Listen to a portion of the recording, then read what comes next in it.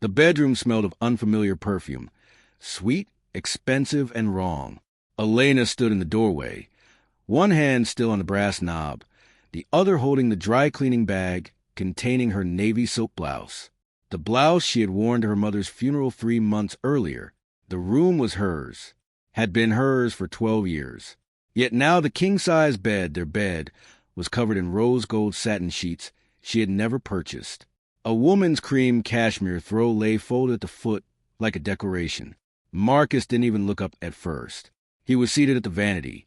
Her vanity, tie as tie with the casual precision of a man who had already decided the day belonged to him. The mirror reflected his profile, jaw set, eyes focused, mouth curved in a half-smile he used when he was winning something. "You're early," he said without turning. The words landed flat, administrative. Not surprised. Not sorry. Just fact. Elena felt the air press against her skin, cooler than it should be. The thermostat had been lowered again. Marcus preferred 68 degrees. She had always kept it at 72, because the chill settled into her bones after long days. She stepped inside anyway. One measured step, then another. The carpet absorbed the sound, so completely it felt like walking on silence. Behind her, in the hallway, a soft laugh floated up from the living room. Feminine, light, unfamiliar in pitch, but not in intent. It belonged to the woman who had been arriving more frequently for the past 5 weeks. The woman Marcus now referred to as Sophia, instead of the interior designer. Elena set the dry-cleaning bag across the upholstered bench at the foot of the bed. The plastic crinkled, small, sharp, the only sound she allowed herself to make. Marcus finished the knot, smoothed it, then finally met her eyes in the mirror. "We need to talk about sleeping arrangements," he said. The sentence arrived without preamble, without softening adverb. No, unfortunately, or this is difficult. Just the declaration. Elena felt something coil low in her abdomen. Not rage, not yet. Something colder, older. The same sensation she had felt at board meetings 10 years ago, when men 20 years her senior explained her own projections back to her, as though she had not written them. She did not answer immediately. She crossed the walk-in closet instead. Her half was still intact. Tailored blazers in charcoal and midnight, the row of low-heel pumps, the single strand of pearls her grandmother had pressed into her palm the week before she died. His half had already begun to migrate. A navy suit she did not recognize hung where her winter coat used to be. She reached for the coat anyway. It was gone. "She's staying tonight." Marcus continued from the bedroom. His voice carried the calm certainty of someone reciting a completed agenda. "It's easier she has a master. You can take the guest room downstairs. The one with the en suite. It's perfectly comfortable." Elena turned slowly. The hallway light framed him now. He stood beside the bed, arms loosely folded, posture open the way men stand when they believe moral authority is on their side. She studied the new sheets again. Rose gold, not her color, not even close. The laugh from downstairs rose once more, brighter this time, followed by the clink of wine glasses. Elena felt the familiar tightening behind her eyes, the one that used to signal tears when she was younger. She had trained it out of herself years ago. Tears were ammunition other people could use. Silence was hers. She walked past him to the dresser. Her fingers brushed the small crystal dish where she kept her wedding band when she showered. The dish was empty. Marcus watched her. "You knew this was coming," he said. Not cruel, simply factual, as though he were reminding her of a meeting time. Elena lifted her gaze to meet his in the mirror once more. She did not speak. She simply reached into the top drawer, removed the slim black folder she had placed there 2 days earlier, and laid it on the dresser top. The movement was unhurried, deliberate. The folder made no sound against the wood. Marcus frowned, only slightly. "What's that?" Elena did not answer. She turned and walked toward the door. Behind her, Marcus opened his mouth again. "Elena!"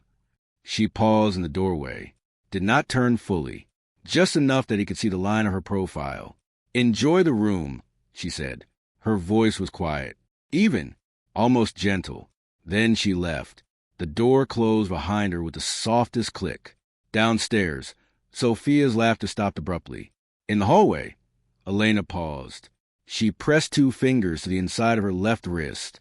Pulse steady, breath even. She had not raised her voice. She had not cried.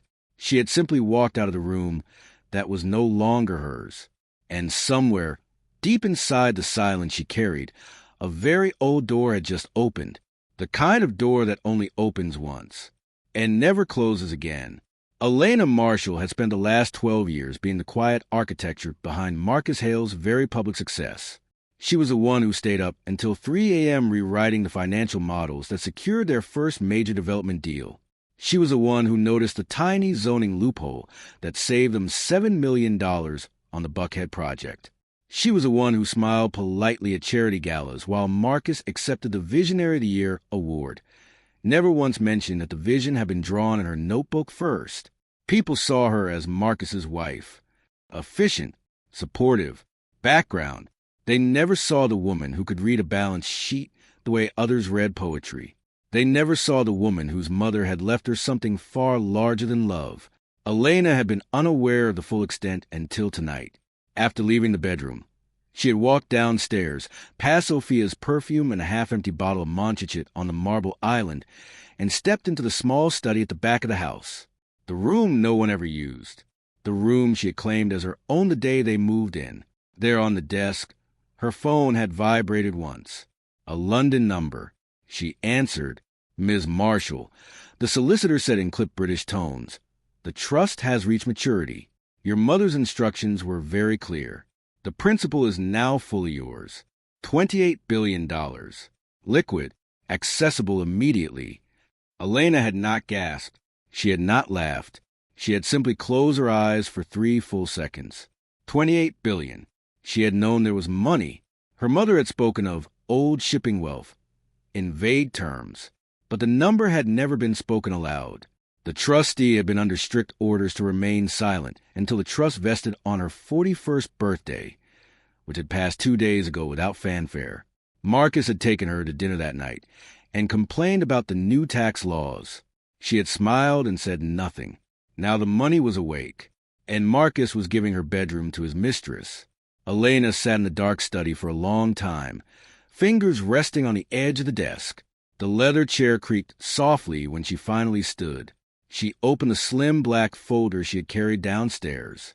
Inside were 3 documents she had printed yesterday on instinct, before she even knew the number. A letter to her attorney, a power of attorney form, and a single blank envelope. She sealed the envelope without writing anything on it. Then she placed it inside the top drawer of the study desk and locked it. The first envelope moment. Small, silent, heavy with meaning only she understood. Outside, the Atlanta night pressed against the windows, warm and humid. Inside, the house felt colder than the thermostat could ever explain. Elena Marshall was no longer the underestimated wife. She just hadn't told anyone yet. The next 3 weeks moved like water over stone, slow, steady, wearing everything away. Sophia began redecorating the master's suite in earnest. New curtains of color champagne, new art on the walls, abstract pieces that meant nothing to Elena but spoke loudly of Sophia's taste. The household staff started asking Sophia for approval on dinner menus. Even the gardener addressed her first when he brought fresh flowers. Marcus grew bolder. At breakfast, he would kiss Sophia on the cheek in front of the staff, while Elena sat at the far end of the table reading the financial section. He would say things like, "Sophia thinks the pool house needs updating. Don't you, darling?"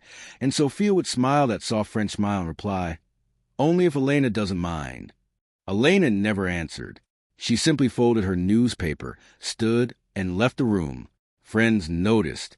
At a dinner party thrown for Marcus's latest development, one of the wives leaned across the table and whispered, "Elena, honey, are you okay? You seem quiet."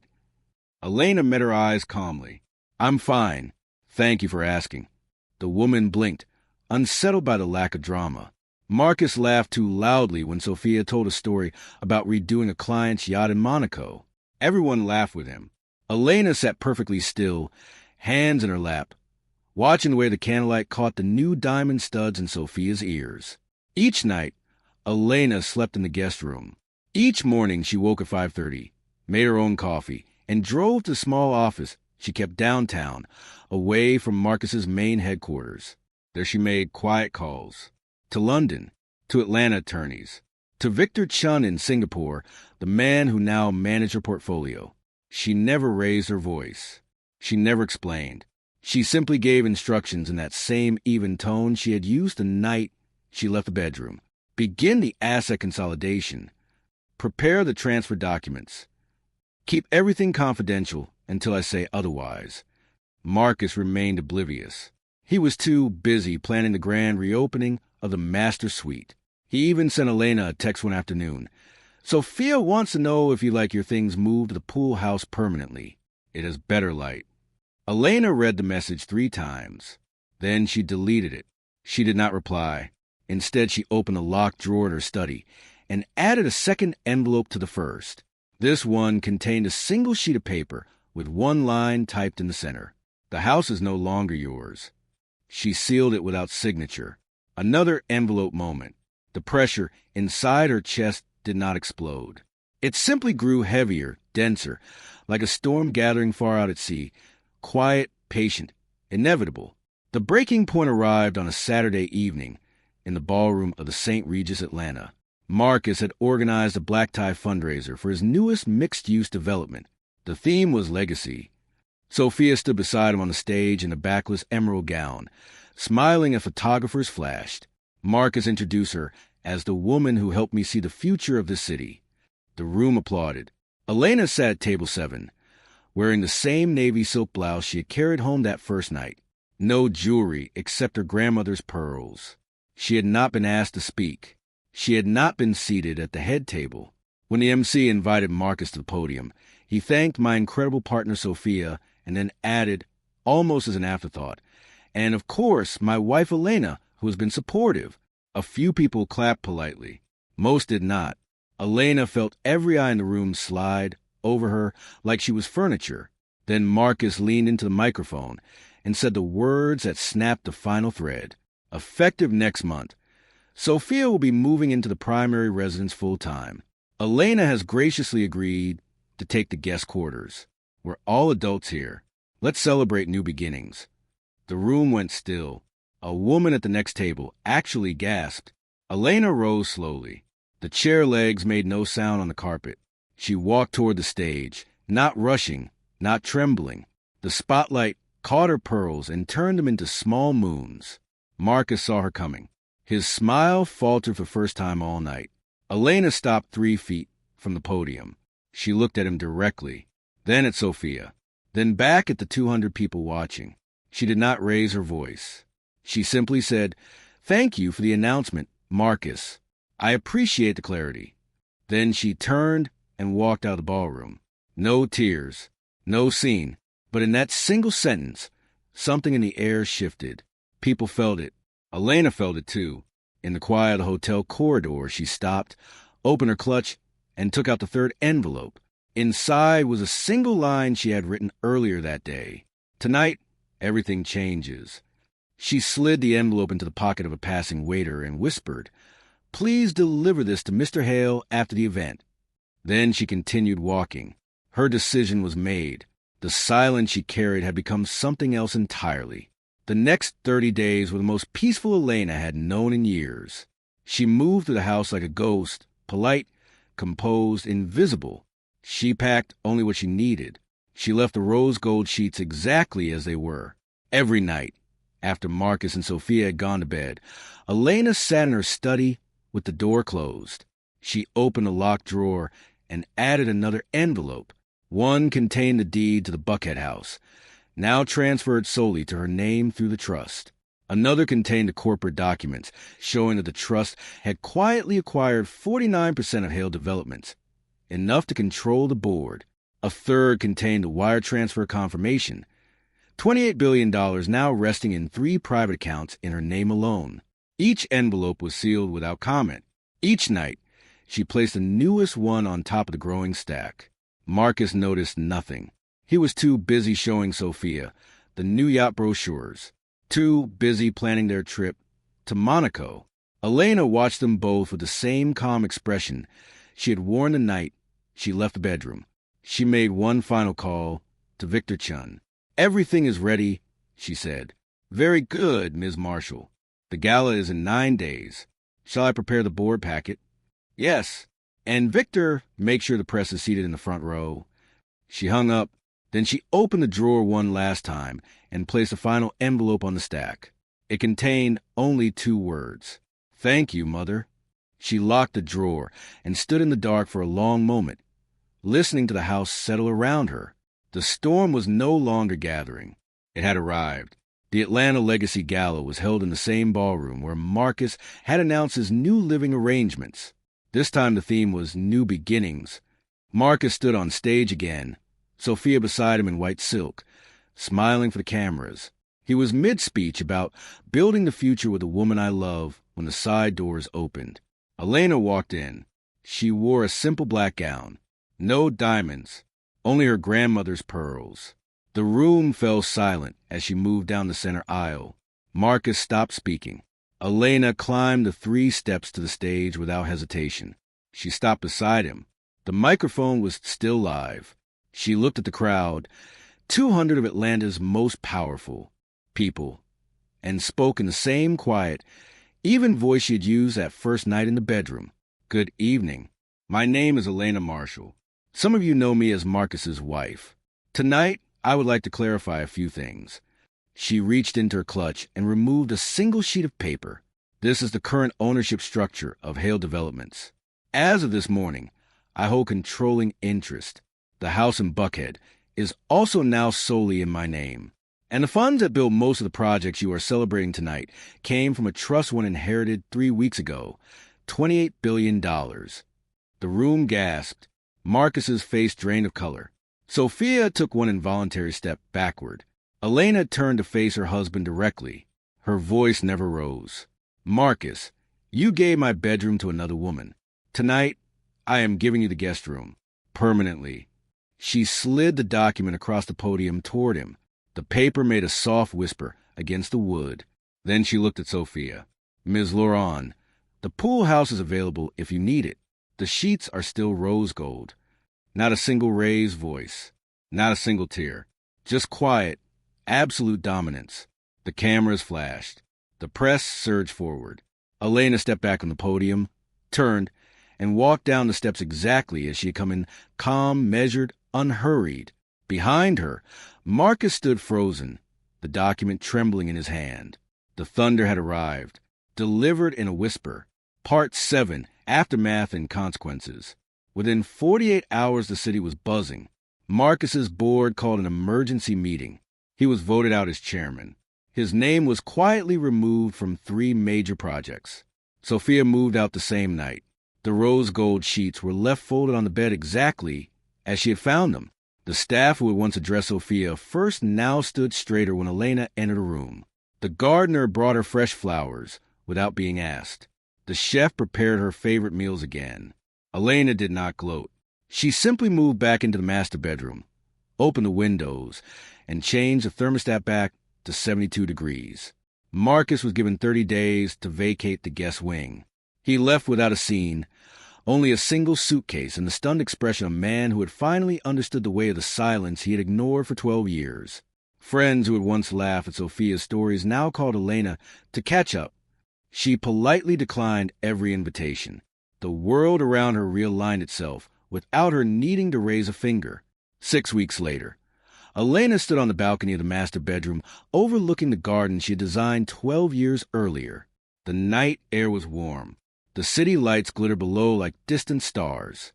She held one final envelope in her hands, the very first one she had sealed that night in the study. She had never opened it. Inside was a single line she had written before she even knew the number. "I am enough." Elena tore the envelope open now and read the words again. Then she let the paper slip from her fingers and watched it drift down into the garden below. She did not smile triumphantly. She simply breathed in, breathed out, and felt the quiet settle around her like a shawl. The money had never been the point. The bedroom had never been the point. The point had always been the dignity she had carried through every insult, every dismissal, every moment she had been erased. Tonight, that dignity was no longer silent. It was simply hers. And that was enough.